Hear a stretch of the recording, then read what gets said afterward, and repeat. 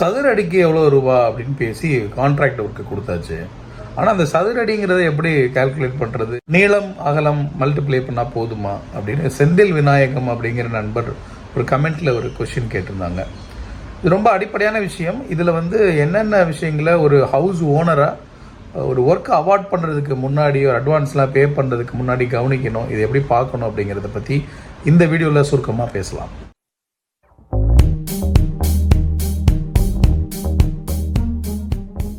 Square feet rate அப்படிங்கிறதே இன்னைக்கு மார்க்கெட்டில் விசாரிக்கும் போது வெவ்வேறு நண்பர்கள் வெவ்வேறு ரேட்டு சொல்கிறாங்க. அது பயன்படுத்துகிற பொருட்கள் எல்லாம் ஒரே மாதிரி இருந்தாலும் ரேட்டில் மட்டும் வித்தியாசம் இருக்குது. இது என்ன, எப்படி இதை நம்ம கணிக்கிறது அப்படிங்கிற ஒரு கேள்வி, ஒரு டவுட்டு பொதுவாக வீடு கட்டுற நண்பர்கள் கிட்ட இருக்குது.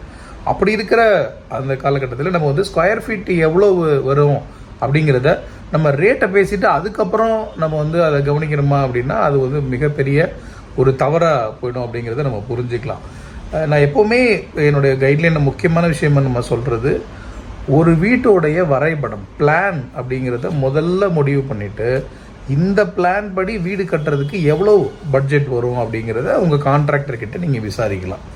ஒரு நண்பர்கிட்ட மட்டும் விசாரிக்காமல் குறைஞ்சது 2-3 பேர்கிட்ட விசாரித்தா நமக்கு அந்த மார்க்கெட் நிலவரம் என்ன, எது இந்த ஸ்கொயர் ஃபீட் ரேட்டில் வரும், வராத விஷயங்களுக்கெல்லாம் என்னென்ன அடிஷ்னல் காஸ்ட் வரும் அப்படிங்கிற விஷயத்த நாம் ஒப்பிட்டு முடிவு பண்ணுறதுக்கு சரியாக இருக்கும். முதல் விஷயம். ரெண்டாவது இந்த ஸ்கொயர் ஃபீட்டு அப்படிங்கிறது என்னென்னா பொதுவாக நீளம் அகலம் பெருக்கிறது மட்டும்தான்.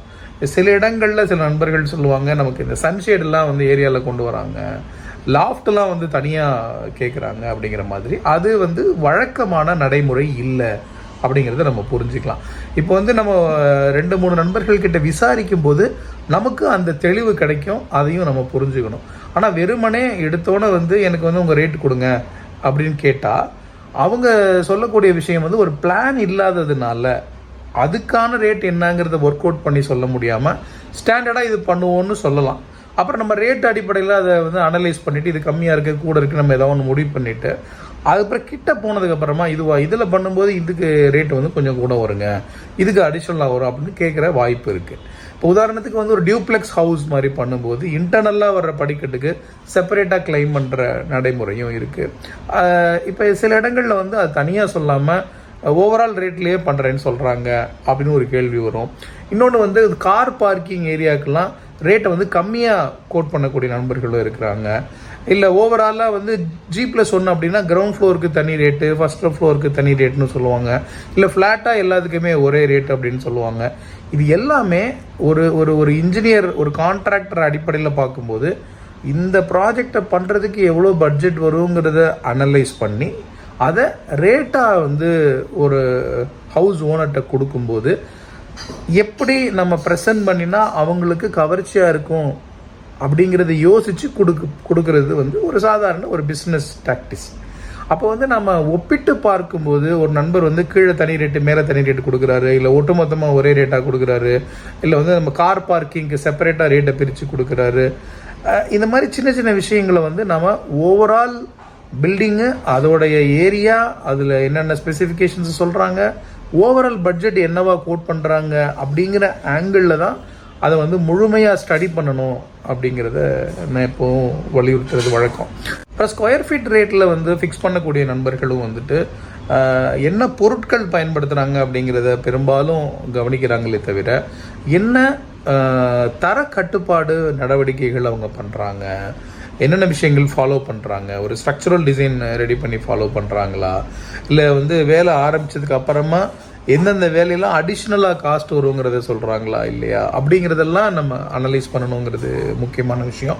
ஒரு வேலை கொடுக்கறதுக்கு முன்னாடி, ஒரு கான்ட்ராக்டர்கிட்ட நம்ம ஒரு அக்ரிமெண்ட் போடுறதுக்கு முன்னாடி எந்தெந்த வேலைகள்லாம் அடிஷ்னல் காஸ்ட் வரும் அப்படிங்கிறத பற்றி தெளிவாக நீங்கள் சொல்லுங்கள் அப்படின்னு கேட்டு தெளிவடையணும் அப்படிங்கிறது ரொம்ப ரொம்ப அவசியம்.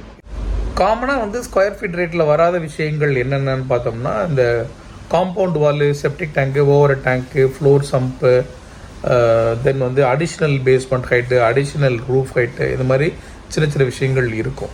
இது எல்லாமே நார்மலாக நீங்கள் ஒரு 2 கோட் வாங்கினீங்கன்னா உங்களுக்கு டிஃப்ரென்ஸ் என்னென்னு தெரியும்.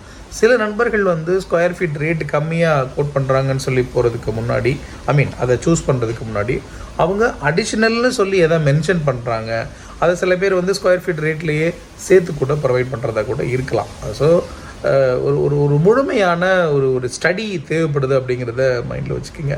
சார் நம்ம வந்து ஒரு சாதாரணமாக எந்த பொருள் இன்றைக்கி மார்க்கெட்டில் வாங்கினாலும் அதை பற்றின சின்ன சின்ன தேடல்களில் ஒரு ஸ்டடி பண்ணி முடிவு பண்ணுறது, நண்பர்கள்கிட்ட பேசுகிறது, 2-3 கான்ட்ராக்டர்ஸ் கிட்ட அவங்க கோட் வாங்குறது, அவங்கக்கிட்ட நம்மளோட டவுட்டை கிளாரிஃபை பண்ணுறது, இந்த மாதிரி சின்ன சின்ன விஷயங்கள் நார்மலாகவே வந்து எந்த ப்ராடக்ட் வாங்கினாலும் சர்வீஸ் எடுத்துக்கிட்டாலும் நம்ம பண்ணுறோம். இப்போ வீடு வந்து பொறுத்த வரைக்கும் பார்த்தா நம்ம லைஃப் டைம் இன்வெஸ்ட்மெண்ட்டு, பெரிய இன்வெஸ்ட்மெண்ட்டு, நம்ம கடன் வாங்கி பெரும்பாலும் வீடு கட்டுறோம். அப்போ வந்து கூடுதல் கவனத்தோடு இதை அணுகணும் அப்படிங்கிறது தான் என்னுடைய ரிக்வஸ்ட்டு. ஸோ ஒரு கன்சியூமராக நம்ம வந்து முழுமையான தெளிவோட நிறைய கேள்விகளை கேட்டு கிளாரிஃபை பண்ணிக்கிட்டு அப்புறமா இந்த வேலையில் இறங்கணும் அப்படிங்கிற ஒரு அடிப்படை விஷயத்தை நீங்கள் மைண்டில் வச்சுக்கோங்க.